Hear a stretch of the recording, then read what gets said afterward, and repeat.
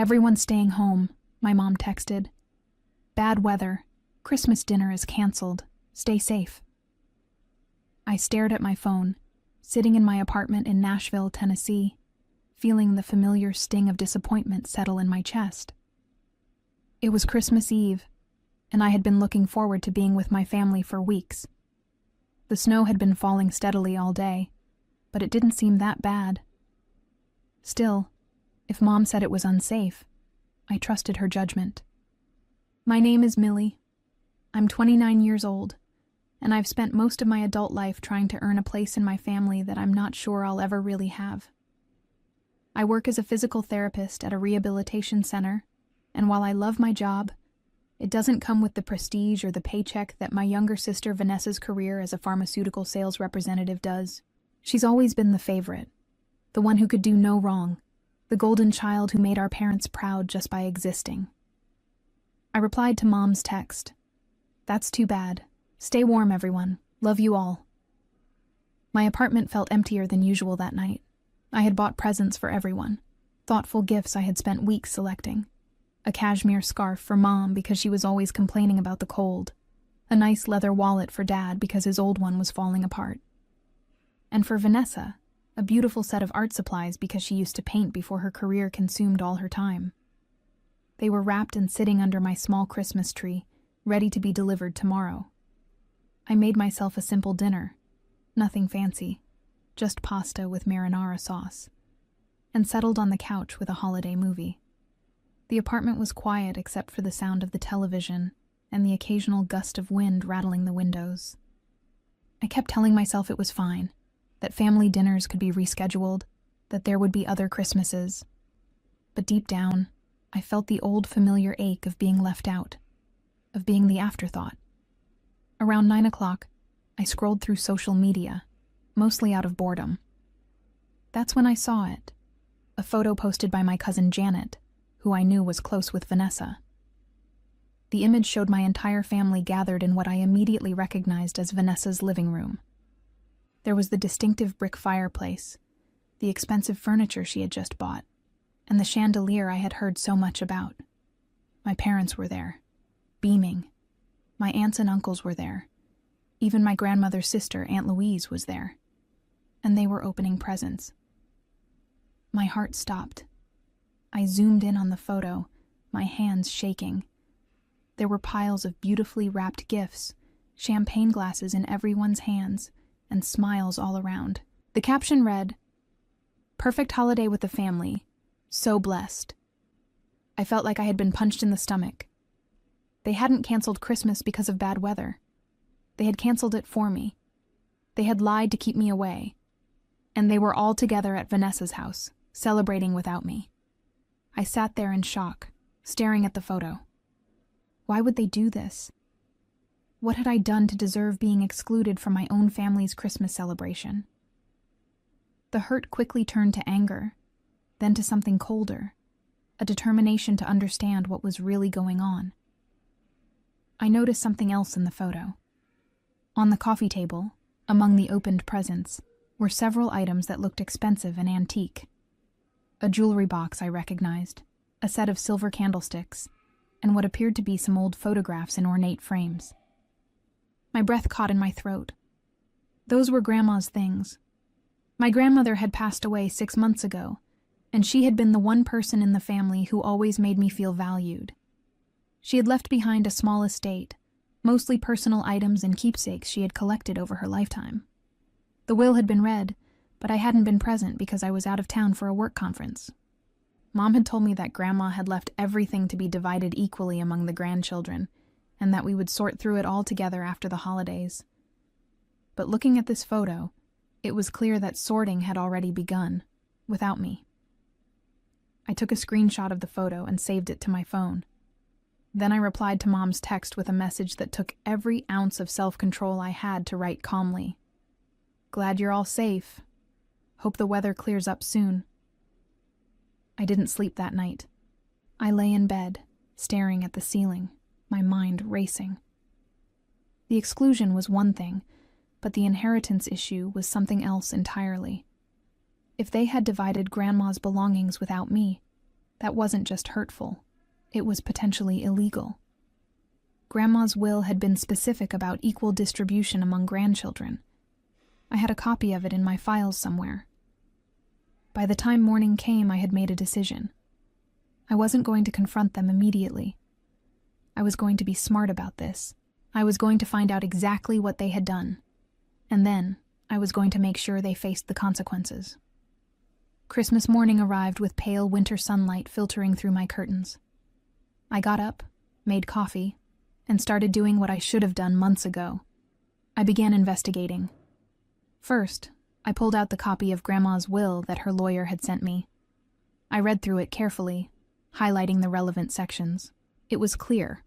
Her estate was to be divided equally among her 4 grandchildren, me, Vanessa, and our 2 cousins, Janet and Stuart. The executor was supposed to be a neutral third party, a lawyer named Patricia Hoffman.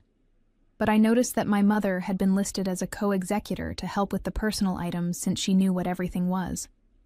I had trusted Mom to handle things fairly. That had clearly been a mistake. I thought back to my childhood, trying to pinpoint when things had started to go wrong between Vanessa and me.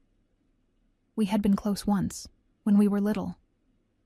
I remembered playing together, sharing secrets, defending each other against the world.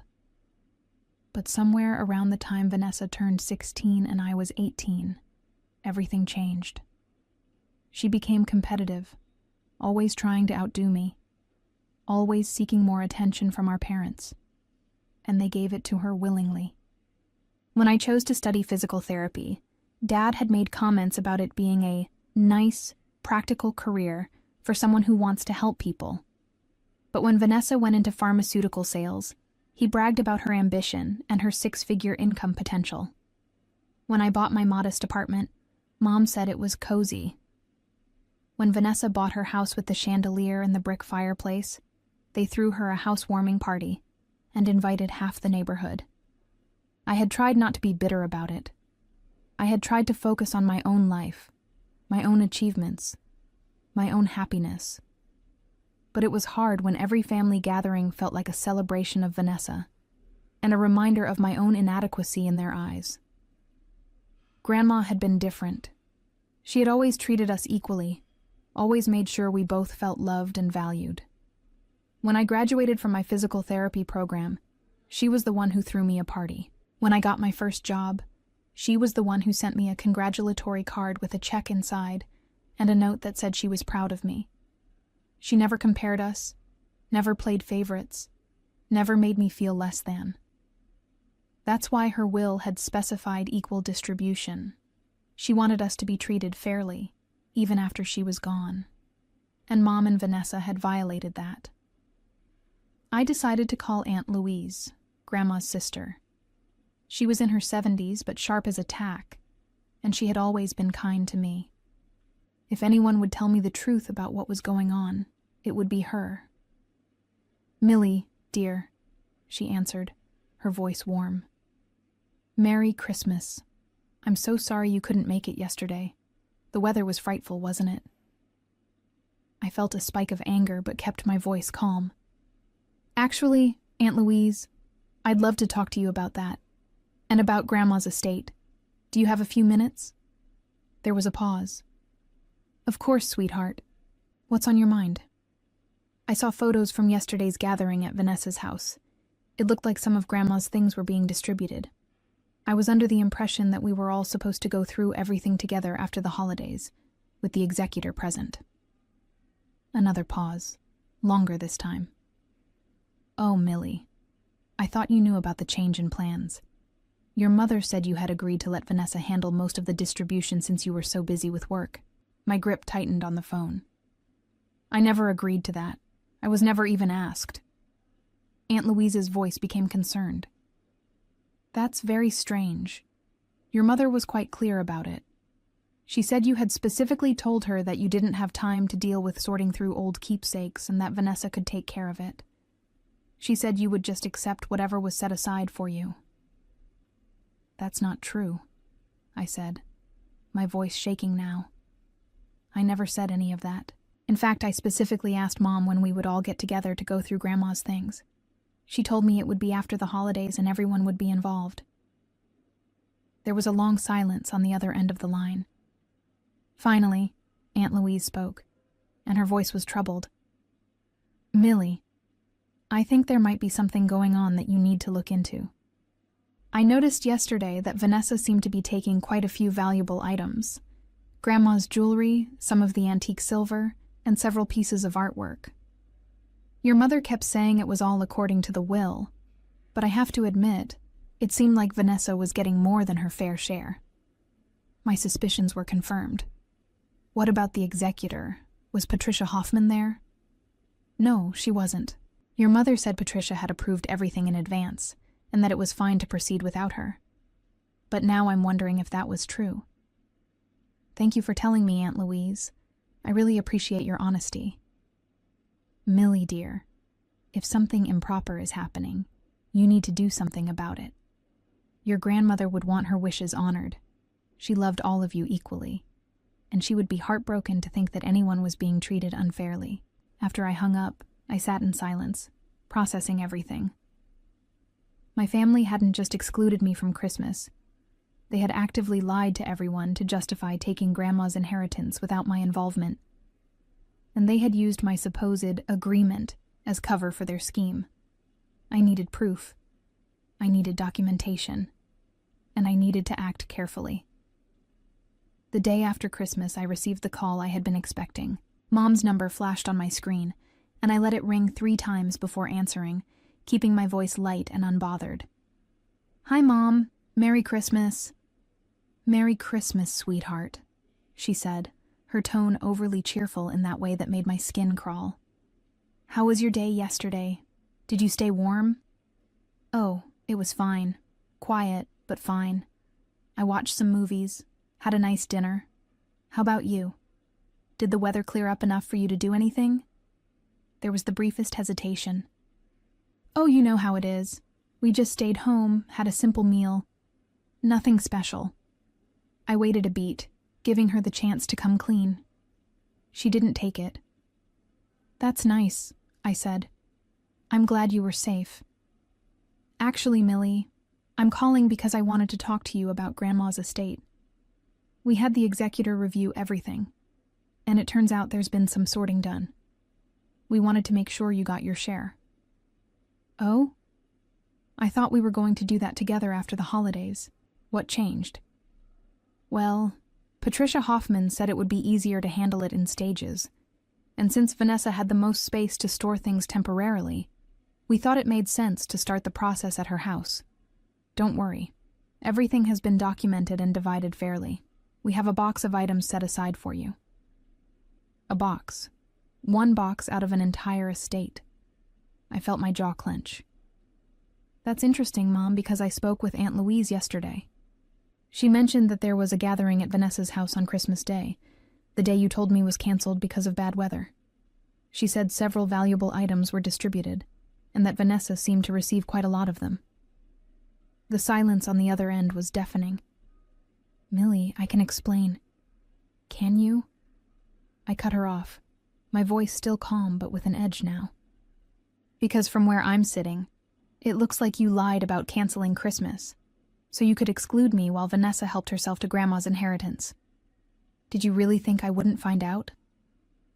"It's not like that," Mom said quickly, her tone defensive now. "Vanessa just needed some of those things for her house, and we thought—" "You thought what? That I wouldn't notice? That I wouldn't care? Or that I'd just accept whatever scraps you decided to throw my way?" "Millie, you're overreacting.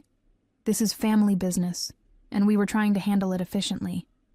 Vanessa has been so helpful with everything, and you've been so busy with work.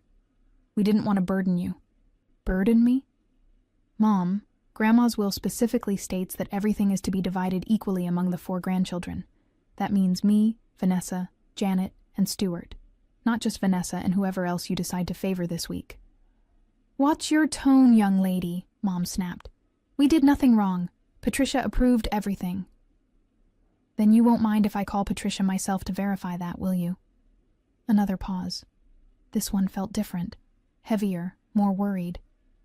"Millie, Please don't make this into a bigger issue than it needs to be. Family is more important than material things. You're absolutely right, Mom. Family is more important, which is exactly why it hurts so much that you would lie to me, exclude me, and try to cheat me out of my inheritance. Grandma would be devastated if she knew what you were doing. We'll get you your share, Mom said, her voice tight. There's no need to involve lawyers or make this unpleasant. It's already unpleasant, Mom. You made sure of that when you decided I didn't matter enough to include in my own family's Christmas celebration. I hung up before she could respond. My hands were shaking, but not from fear, from righteous anger. I immediately called Patricia Hoffman's office, fully expecting to get voicemail since it was the day after Christmas, but to my surprise, she answered. Patricia Hoffman speaking. Hello, Ms. Hoffman. This is Millie, one of the beneficiaries of my grandmother's estate. I have some concerns about the distribution process, and I was hoping you could clarify a few things for me. Of course, Millie. What can I help you with? My mother told me that you had approved an early distribution of assets at my sister Vanessa's home on Christmas Day, and that everything was documented and handled properly. Is that accurate? There was a long pause. I'm sorry, but I have no idea what you're talking about. I haven't approved any distribution of assets. In fact, I've been trying to schedule a meeting with all the beneficiaries for weeks, but your mother kept saying everyone's schedules were too busy. The estate settlement is still pending. My heart raced. So there was no approval for Vanessa to take possession of items from the estate. Absolutely not. As co-executor, your mother has access to the estate for the purpose of cataloging and preserving assets. But she has no authority to distribute anything without my approval, and without all beneficiaries present. If items have been removed from the estate, that's a serious problem. What kind of problem are we talking about? Potentially, it could be considered theft or misappropriation of estate assets. At the very least, it's a violation of her fiduciary duty as co-executor. Millie, if what you're telling me is true, we need to address this immediately. Can you provide me with evidence of what happened? I thought of the screenshots, Aunt Louise's testimony, and the documented lies in the text messages. Yes, I said. I can provide plenty of evidence. Good. I'm going to need you to send me everything you have. And Millie, don't tell your mother or sister that we've spoken. Let me handle this through the proper legal channels. After I hung up, I sat back and took a deep breath. This was it, the moment where everything would either fall apart or come together. My family had made their choice when they decided to exclude and deceive me. Now it was time for them to face the consequences. Over the next 3 days, I meticulously compiled everything I had. Screenshots of the social media posts showing my family at Vanessa's house on Christmas Day. The text messages from Mom claiming bad weather had canceled our dinner. A recorded phone conversation with Aunt Louise, where she detailed what she had witnessed at the gathering. I had called her back and asked if she would be willing to give a statement, and she agreed without hesitation. I even drove by Vanessa's house and took photos of the expensive new items visible through her front windows, items I recognized from Grandma's house, including an antique mirror and a distinctive brass lamp that had sat in Grandma's living room for decades. Patricia Hoffman called me back 2 days later, her voice grim. Millie, I've reviewed everything you sent me, and this is far worse than I initially thought. I've also pulled the estate inventory that your mother was supposed to be maintaining, and there are significant discrepancies. Items that should be listed as part of the estate are missing entirely from the documentation. What does that mean? I asked, though I already knew the answer. It means your mother and sister have been systematically removing valuable items from the estate without proper documentation or approval. This isn't just a family dispute anymore. This is fraud. I'm going to have to petition the court to remove your mother as co-executor and to order a full accounting of all estate assets. How long will that take? Given the evidence you've provided, I can fast-track this. We should be able to get an emergency hearing within the next week. The court will likely issue an order requiring your mother and sister to return all items taken from the estate and to provide a full accounting. If they can't produce the items or provide adequate documentation, they could face serious legal consequences. A week felt like an eternity, but I knew it was necessary to do this right. What should I do in the meantime? Document everything. If they contact you, record it if it's legal in Tennessee, which it is, since Tennessee is a one-party consent state for recording conversations. Don't confront them directly, and most importantly, don't let them know that you've involved me or that you have evidence. Let them believe they've gotten away with it. That last part was the hardest. I wanted to scream at them, to demand answers, to make them acknowledge what they had done. But I understood the strategy. Let them get comfortable. Let them think they had won, and then pull the rug out from under them when they least expected it. The next day, Vanessa called me. I almost didn't answer, but then I remembered Patricia's advice about documentation. I hit record on my phone app before accepting the call. "Hey, Millie," Vanessa said, her voice falsely bright. "How are you doing?" "I'm fine, Vanessa. What's up?" "I just wanted to reach out about Grandma's stuff. Mom said you were upset about how things were handled, and I wanted to clear the air. You know how Mom can be. She sometimes doesn't communicate things very well." I bit back a bitter laugh. "Is that what you think happened? A communication problem?" "Well, yeah. I mean, Mom told us you didn't have time to deal with sorting through everything, so we tried to help by getting started. We have a box of things set aside for you. Some photo albums, a few pieces of costume jewelry, some kitchen items. Nothing major, but things we thought you'd like." "Photo albums and costume jewelry," I repeated slowly. "What about the antique mirror, the brass lamp, the silver candlesticks, the jewelry box with Grandma's real jewelry?" There was a pause. "Those things are being held for now until we can properly appraise them. You know, for estate tax purposes." "At your house?" "It's just temporary storage, Millie. Don't make this into a bigger deal than it is." "A bigger deal? Vanessa, you and Mom lied to me about Christmas being canceled, held a family gathering without me, and distributed Grandma's belongings without the executor present or my knowledge. How exactly is that not a big deal?" Her tone shifted, becoming defensive. "You always do this. You always make everything about you. We were trying to handle things efficiently, and you're turning it into some kind of conspiracy. Maybe if you were more involved in family matters instead of always working, you'd understand how things actually work. I wasn't involved because you deliberately excluded me." "Oh, please. You're so dramatic." "Look, if you want your little box of knickknacks, you can come pick it up whenever. But stop acting like you're being cheated.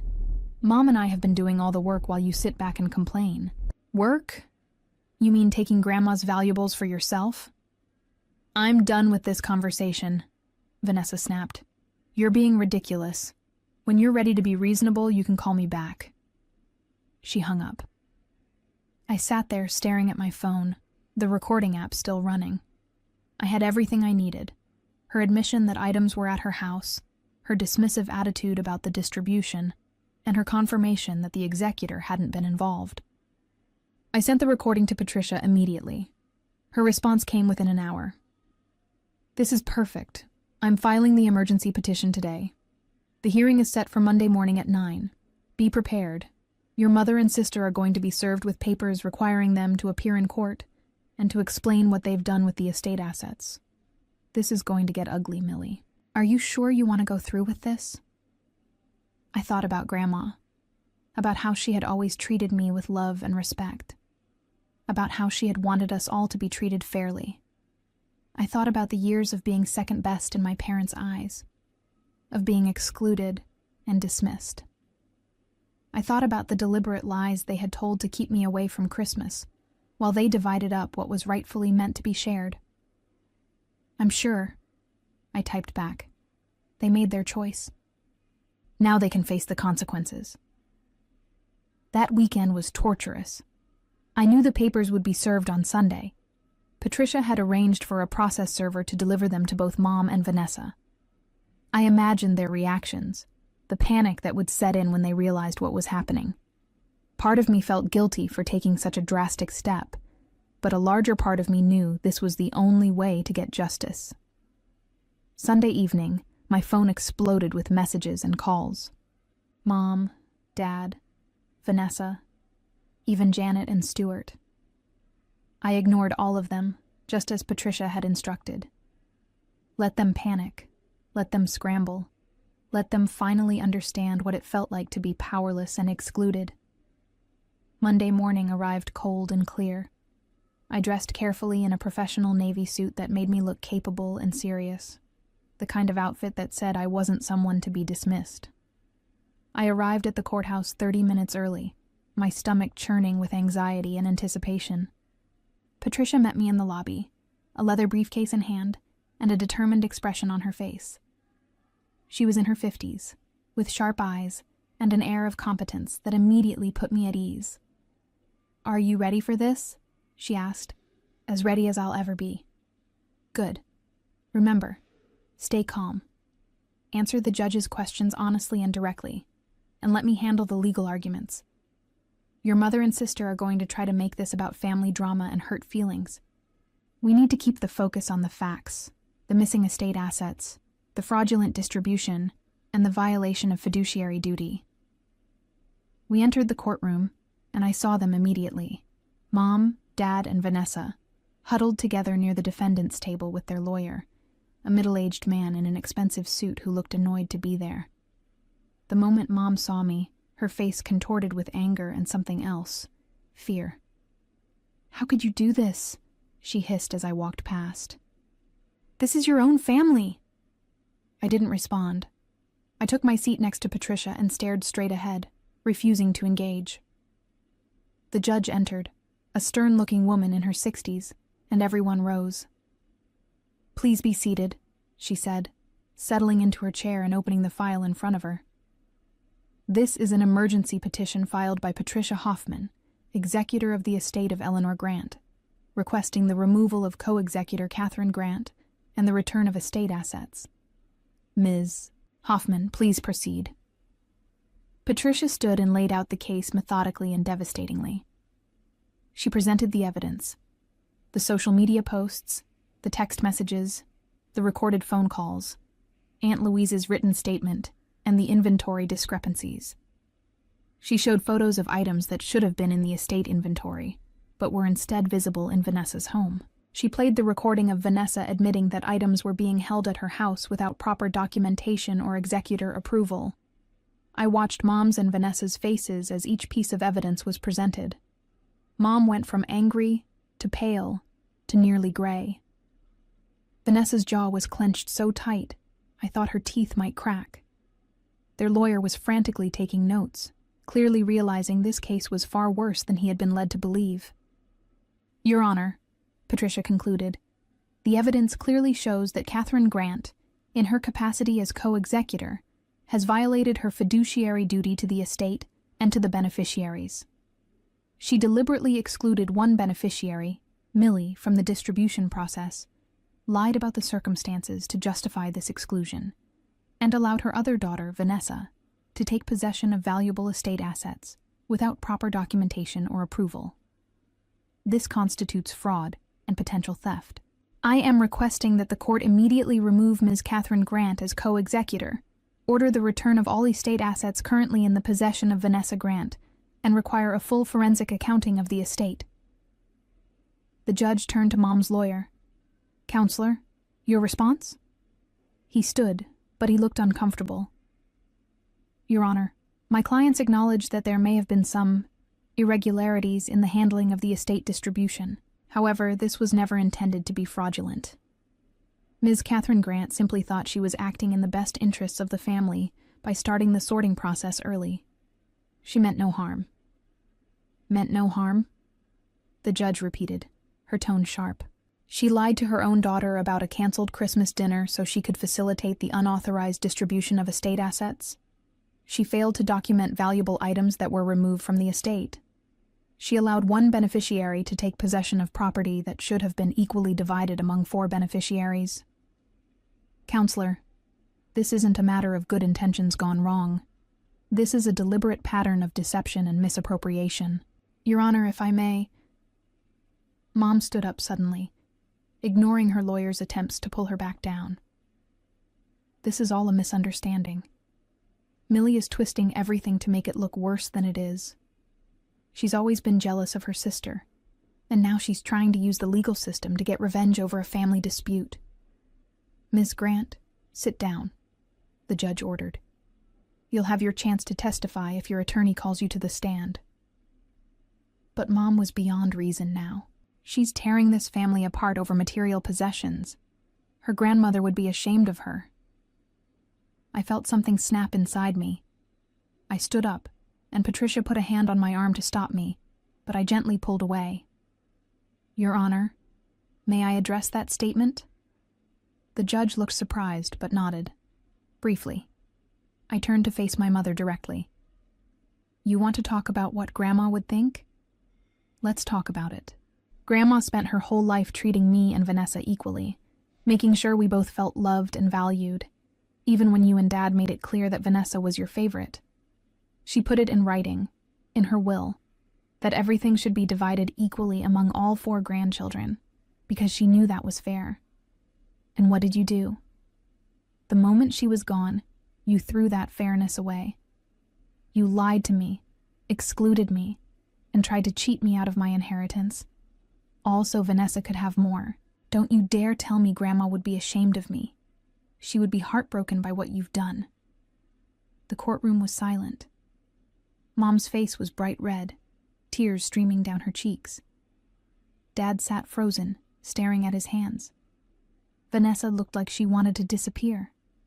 The judge's expression was unreadable. Thank you, Ms. Grant. Please be seated. She shuffled through the papers in front of her, then looked up. I've heard enough. Ms. Catherine Grant, you are hereby removed as co-executor of the estate of Eleanor Grant, effective immediately. Ms. Patricia Hoffman will serve as sole executor. Furthermore, I am ordering Vanessa Grant to return all estate assets currently in her possession to Ms. Hoffman within 48 hours. If any items cannot be produced, Ms. Vanessa Grant will be required to compensate the estate for their fair market value. A forensic accountant will be appointed to conduct a full review of the estate, and if any additional discrepancies are found, further legal action may be pursued.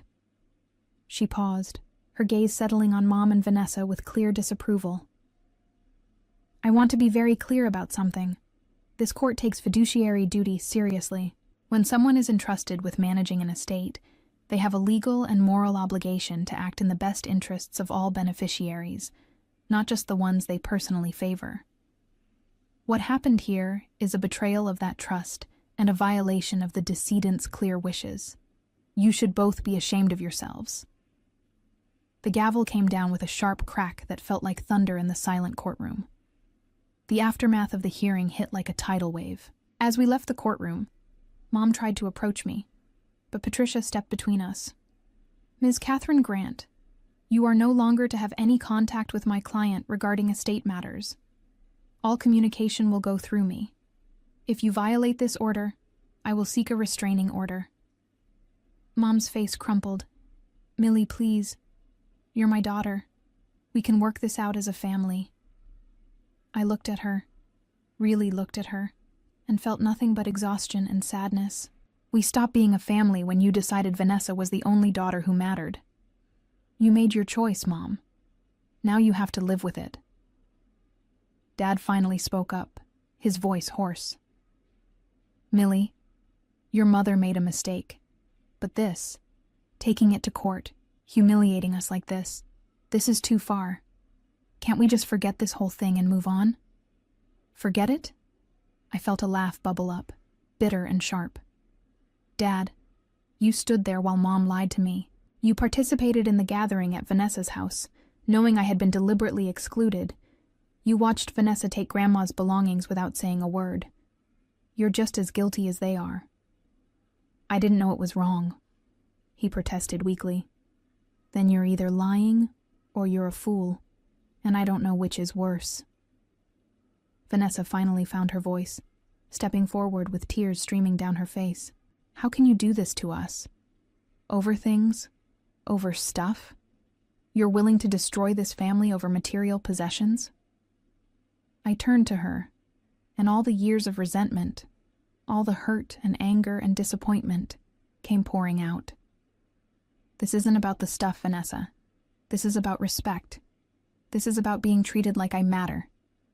You've spent your entire adult life being the favorite, being the golden child, getting everything handed to you while I worked twice as hard for half the recognition. And even that wasn't enough for you. You had to take the one thing, the one person, who treated us equally, and use her death as an opportunity to take more. That's not fair, Vanessa sobbed. I didn't. You did. I cut her off. You knew exactly what you were doing. You and Mom planned this together, and you thought I was too stupid or too compliant to fight back. Well, you were wrong. Over the next 2 days, I watched from a distance as chaos unfolded in my family. Patricia called to inform me that Vanessa had returned most of the items, but several high-value pieces were missing, including Grandma's engagement ring, a valuable painting, and an antique necklace. Vanessa claimed she had given them to friends for safekeeping, and couldn't remember which friends. The judge was not amused. A contempt hearing was scheduled, and Vanessa was facing potential jail time if she couldn't produce the missing items. Suddenly, miraculously, she remembered where everything was and returned it all within 24 hours. The forensic accounting revealed even more troubling information. Mom had been skimming money from Grandma's bank accounts in the months before her death. Small amounts at first, but growing larger as Grandma became too ill to monitor her finances. The total came to nearly $20,000, supposedly used for Grandma's care, but with no receipts or documentation to prove it. Patricia filed additional motions to recoup the stolen funds. Mom and Vanessa hired a better lawyer, but the evidence was overwhelming. In the end, they agreed to a settlement rather than face criminal charges. Mom would repay the $20,000, plus interest. Vanessa would pay for the forensic accounting and all legal fees related to the case. Both would be permanently barred from serving as executors or trustees for any estate in the future. But the real punishment was the dissolution of the family itself. My parents' marriage fell apart within a month. Dad, who had always been passive and non-confrontational, couldn't forgive Mom for dragging him into her schemes and making him complicit in the fraud. He filed for divorce, citing irreconcilable differences, and moved into an apartment across town. Janet and Stuart, my cousins, were horrified when they learned the full extent of what had happened. They had received their shares of the inheritance without issue. It was only me who had been targeted for exclusion. They cut ties with Mom and Vanessa, refusing to attend family gatherings if either of them was present. Stuart even wrote me a letter apologizing for not questioning things sooner, for not realizing I was being treated unfairly. The wider family took sides, and most of them sided against Mom and Vanessa. Aunt Louise was particularly vocal, telling anyone who would listen about the betrayal and the lies. Family gatherings became impossible. There was too much anger, too much hurt, too many burnt bridges. Vanessa's perfect life started crumbling in other ways, too. Her husband, who had apparently been kept in the dark about the extent of her deception, was furious when he learned what she had done. He insisted she see a therapist to address what he called her entitlement issues and her inability to share. Their marriage became strained, and within 6 months, they were separated. Mom, stripped of her role in the family and her marriage, became increasingly isolated. She tried to reach out to me several times, through relatives, through letters, even showing up at my work once. But I refused to engage. Patricia had made it clear that any harassment would result in legal consequences, and eventually, Mom stopped trying. 3 months after the hearing, the estate was finally settled. Everything was divided exactly as Grandma had intended. 4 equal shares among the 4 grandchildren. I received my portion, a collection of jewelry that had belonged to Grandma, some valuable antique furniture, several pieces of artwork, and my share of the liquid assets. But more than that, I received something I hadn't expected. Peace. Aunt Louise called me one evening to tell me she was proud of me. "Your grandmother would be proud too," she said. "You stood up for what was right, even when it was hard, even when it cost you. That takes real courage. It cost me my family, I said quietly. No, honey, Aunt Louise corrected gently. It cost you people who were never really family to begin with. Family doesn't lie to you, doesn't cheat you, doesn't treat you as less than. What you did was set yourself free. I thought about that for a long time after we hung up. She was right. I had spent so many years trying to earn a place in a family that would never value me the way I deserved. I had bent and compromised and accepted scraps of affection, always hoping that if I just tried harder, they would finally see me. But I had been looking for love and acceptance in all the wrong places. 6 months after the court hearing, I was building a life that was truly mine. I had moved to a larger apartment, one that could accommodate the beautiful antique furniture from Grandma's estate. Every piece held a memory, and surrounding myself with them felt like having a piece of her with me every day. The brass lamp that had caused so much trouble now sat on my desk, casting warm light while I read in the evenings. The antique mirror hung in my hallway, and every time I passed it, I remembered Grandma standing in front of it, adjusting her hat before church. Work became a sanctuary. I threw myself into my patients' care, finding purpose in helping people recover their mobility and independence. My boss noticed my renewed energy and dedication, and I was promoted to senior therapist, which came with a significant raise and the opportunity to mentor newer staff members. For the first time in years, I felt valued for who I was and what I contributed. I also started seeing a therapist of my own, not because I was broken, but because I wanted to understand the patterns that had kept me trapped in unhealthy family dynamics for so long. Dr. Sarah Chen helped me recognize that I had been conditioned from childhood to accept less than I deserved, to diminish my own needs and accomplishments to make room for Vanessa's shine. She helped me see that setting boundaries and demanding respect wasn't selfish, it was necessary. You spent your whole life trying to earn love from people who were never going to give it freely, Dr. Chen told me during one session. That's not a failure on your part. That's a reflection of their limitations, not yours. It was liberating to finally understand that. But the most unexpected development came from an unlikely source. Stuart, my cousin, reached out to invite me to dinner one evening. We had never been particularly close. He was 5 years older than me, and we had moved in different circles growing up. But the estate situation had brought us together in a new way. I owe you an apology, Stuart said over pasta at a small Italian restaurant. I should have noticed what was happening. I should have questioned why you weren't at the Christmas gathering, why things seemed to be moving so fast with the estate distribution. I trusted Aunt Catherine. I didn't think she would do something like that. It's not your fault, I assured him. They were very good at making it seem legitimate. Even Aunt Louise didn't fully understand what was happening until I explained it to her. Still, I should have been more aware. He paused, studying his wine glass. You know, watching you stand up to them, watching you demand what was rightfully yours, it made me think about my own life. I've been letting my father push me around in business decisions, always trying to please him, always worried about disappointing him. You inspired me to set some boundaries of my own. How did that go? He laughed. About as well as you'd expect. He was furious at first. But then something shifted. He actually started respecting me more. It's like he needed to see that I had a backbone before he could take me seriously.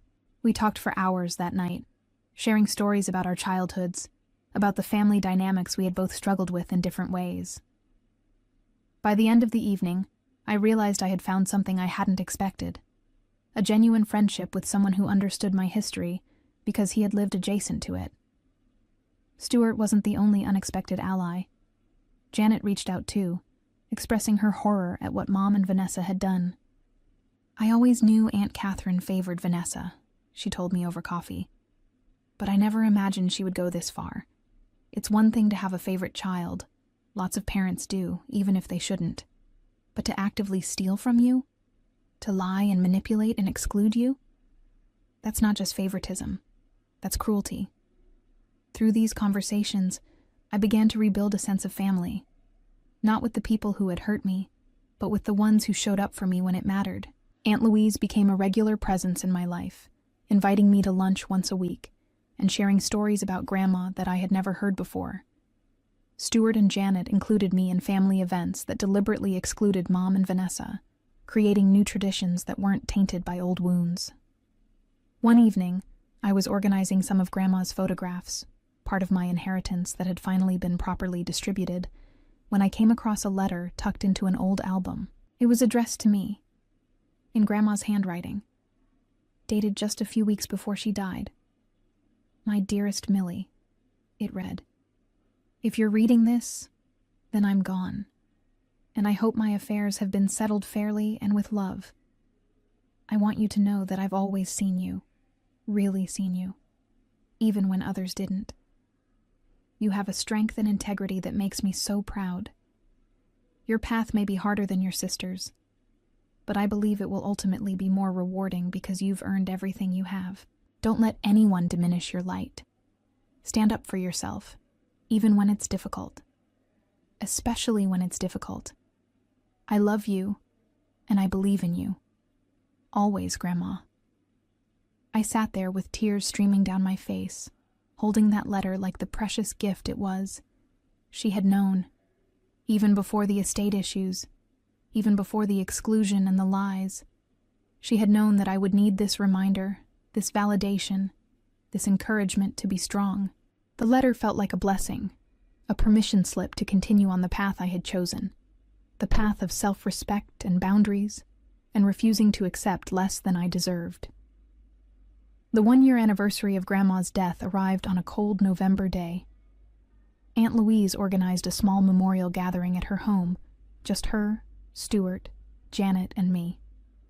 It was intimate and healing, nothing like the circus that the original funeral had been when Mom was still orchestrating everything. We shared stories about Grandma, laughed at her quirks, and raised glasses in her honor. It felt right, this small group of people who genuinely cared about her memory and about treating each other with honesty and respect. "She would have loved this," Aunt Louise said, her eyes misty. "Just the people who really mattered, gathered in love." As the evening wound down, my phone buzzed with a text from an unknown number.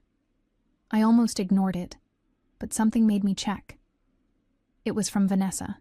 "I know you probably won't respond to this, but I need you to know something. Daniel left me.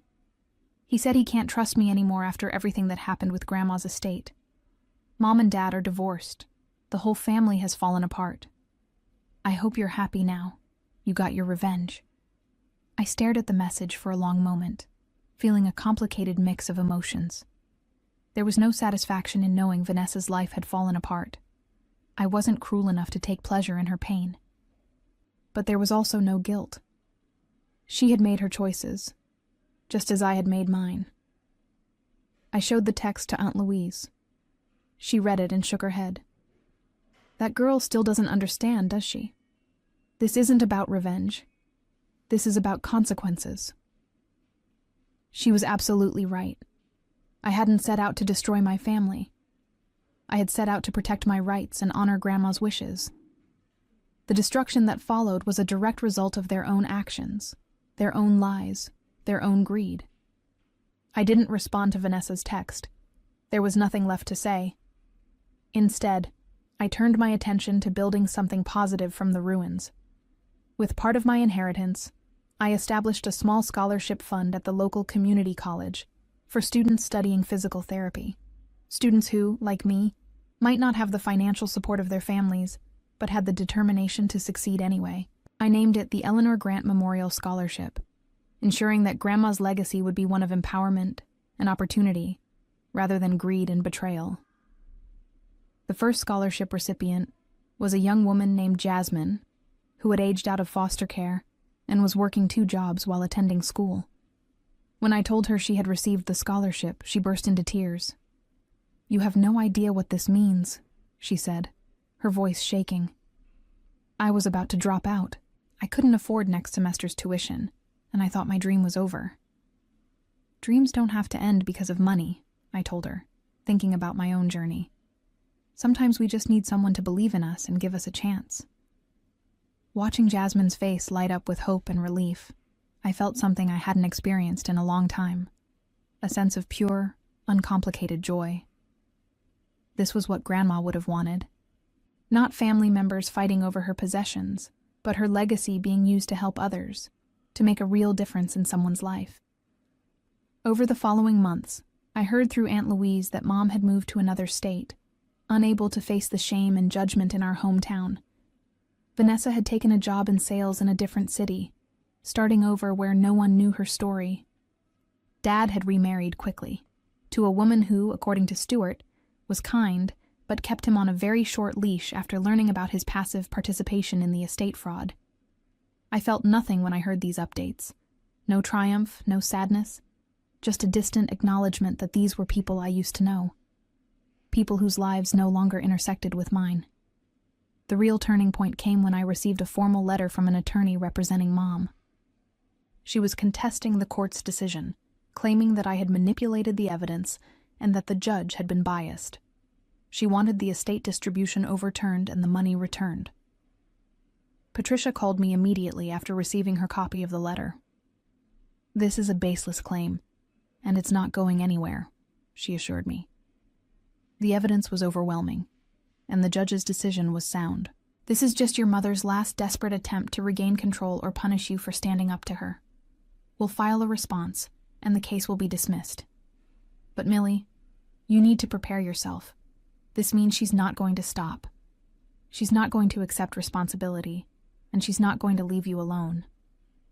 "Then I'll get a restraining order," I said calmly. "I'm done being afraid of her, done worrying about her feelings, done letting her actions control my life. If she wants to waste her money on frivolous lawsuits, that's her choice. But she won't take my peace away again." Patricia's voice was warm with approval. "Good. That's exactly the attitude you need.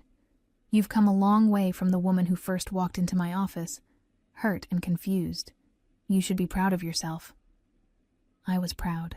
For the first time in my life, I was genuinely proud of who I had become. Not because of any external validation, but because I knew I had done the right thing, even when it was hard, even when it cost me. 2 years after that devastating Christmas, I found myself in a place I never could have imagined. My life had transformed not because I sought revenge, but because I chose dignity over dysfunction, truth over twisted loyalty, and self-respect over the desperate need for approval from people who would never give it. The legal harassment from Mom eventually stopped after her frivolous lawsuit was dismissed with prejudice, meaning she couldn't file again on the same grounds. The judge had been harsh in his ruling, stating that her claims were entirely without merit and appeared to be motivated by vindictiveness rather than legitimate legal grievances. She was ordered to pay my legal fees, which finally seemed to break her spirit. I never heard from her again. Vanessa made one last attempt to reconnect, showing up at my apartment building on a rainy evening. The doorman called to ask if I would see her, and I could have said no. Probably should have said no. But curiosity got the better of me. She looked different, older, tired, less polished. The designer clothes were gone, replaced by a simple raincoat and jeans. Her hair, once professionally styled, was pulled back in a messy ponytail. She looked, for the first time I could remember, ordinary. "I'm not here to ask for forgiveness," she said when I opened the door. "I know I don't deserve it. I wanted you to know that I understand now. What we did to you. What I did to you. It was wrong, and it was cruel, and I'm sorry." I stood in the doorway, not inviting her in, not offering comfort. "Why now? Why, after all this time, do you suddenly understand?" She laughed, but it was bitter and sad. "Because I'm living it now. I'm the one who's excluded, the one nobody trusts, the one whose calls don't get returned. I'm the one who destroyed my own life because I couldn't just be satisfied with what I had. I had to take yours too. And now, I have nothing. My marriage is over, my reputation is destroyed, and even Mom won't talk to me because she blames me for everything that happened. But you were everything to her, I said, genuinely confused. You were always her favorite. I was useful to her, Vanessa corrected.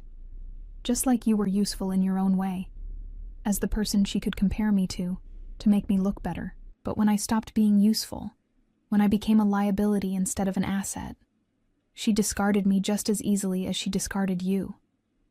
I just didn't see it coming. We stood there in silence for a moment. I felt a strange mix of vindication and pity.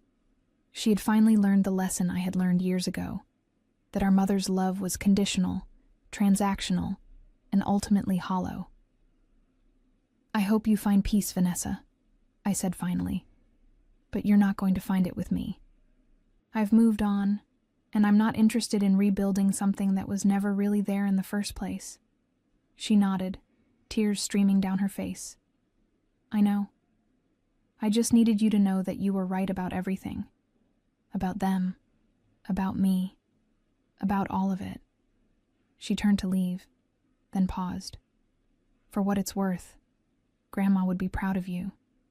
She always said you had more strength than the rest of us combined. I just never wanted to believe it. I watched her walk away, her figure disappearing into the rain, and I felt the final piece of the old hurt dissolve. She was right about one thing. Grandma would be proud. Not because I had won, but because I had stood up for what was right when it would have been so much easier to just accept the injustice and move on. The scholarship fund continued to grow. More donors came forward, inspired by Grandma's story and by the mission to help students who were fighting against the odds. We awarded scholarships to 5 students the second year, 10 the third year. Each one had a story of resilience, of determination, of refusing to let circumstances define their future. Watching them succeed became one of my greatest joys. I also reconnected with old friends I had neglected during the years of trying to earn my family's approval. Without the constant drain of toxic relationships, I had energy for genuine connections, for laughter that wasn't tinged with anxiety, for relationships built on mutual respect rather than obligatory blood ties. Stuart became one of my closest friends. He got married, and I stood up as a groomsman in his wedding. A wedding that deliberately excluded Mom and Vanessa, not out of spite, but because their presence would have poisoned the celebration. Janet moved to Nashville for work, and we started a tradition of Sunday brunches, where we talked about everything and nothing, building the kind of sister relationship I had always wanted, but never had with Vanessa. Aunt Louise remained a constant source of wisdom and love. She often told me that watching me stand up for myself had inspired her to be more assertive in her own life. You showed me that it's never too late to demand respect, she said. Even from family. Especially from family. The consequences for Mom and Vanessa were exactly what they deserved. Complete and total isolation from the family they had tried to control and manipulate. Mom lived alone in another state, her attempts to build a new social circle hampered by her reputation, which had followed her even to her new home. Small towns talk, and apparently, someone from our hometown had relatives in her new city who made sure everyone knew what she had done. She worked part-time at a discount store, a far cry from the comfortable life she had enjoyed as a doctor's wife, and she spent her evenings alone in a small apartment, surrounded by none of the beautiful things she had tried so hard to steal from Grandma's estate. Vanessa's consequences were perhaps even more poignant. She had lost everything: her marriage, her home, her social standing, and most importantly, her relationship with the mother who had always favored her. The irony wasn't lost on me, that in trying to take everything from me, she had ended up losing everything herself. She worked in sales in a city where she knew no one, starting from the bottom, and according to Janet, who occasionally heard updates through mutual acquaintances, she struggled daily with the weight of her own choices. Her ex-husband had full custody of their child, having convinced the court that her dishonesty and lack of integrity made her an unsuitable primary parent. She saw her daughter every other weekend, and even those visits were supervised after she had been caught lying to the child about why the family had fallen apart. As for me, I stood in my apartment one Sunday morning, sunlight streaming through the windows, surrounded by Grandma's antiques, and the life I had built from the ashes of that devastating Christmas. I thought about the journey, the pain, the betrayal, the fight, the victory, and I realized that my revenge hadn't been about destroying them. It had been about refusing to be destroyed myself. They had tried to make me small, invisible, unworthy, and I had responded by demanding to be seen, valued, and treated with dignity. That was the greatest revenge of all, not their downfall, but my rise. I had learned that sometimes the most powerful act of revenge is simply living well, standing firm, and refusing to accept less than you deserve, no matter who tries to convince you otherwise. And in the end, that lesson was worth more than any inheritance could ever be.